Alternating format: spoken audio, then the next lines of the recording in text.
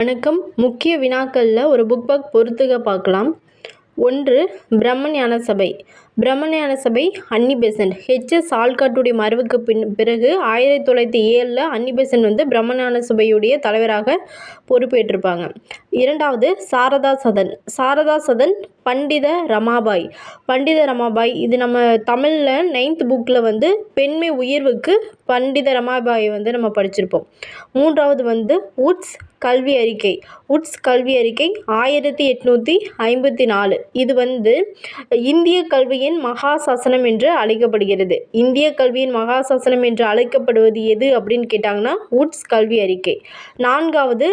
Nicolas Gondi. Nicolas Gondi இத்தாலிய பயணி. Nicolas Gondi இத்தாலிய பயணி. 5. வரதட்சணை. வரதட்சணை என்பது ஒரு சமூக தீமை.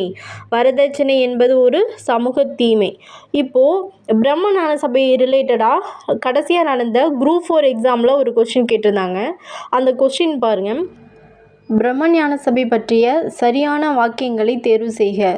1. மேடம் பிளவாட்ஸ்கி மற்றும் கர்னல் ஹெச்.எஸ். ஆல்காட் ஆகியோரால் பிரம்மஞான சபை நியூயார்க்கில் தோற்றுவிக்கப்பட்டது. 2.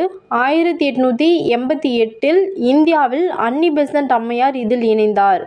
3. இதன் தலைமையகம் சென்னை அடையாறில் உள்ளது.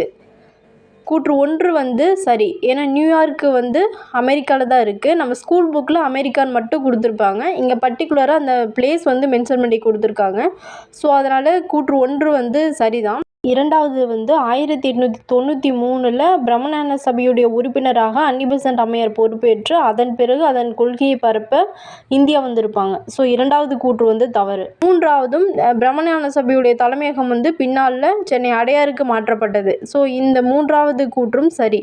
இதற்கு சரியான விடை என்பது ஆப்ஷன் சி 1 மற்றும் 3 சரி. நன்றி.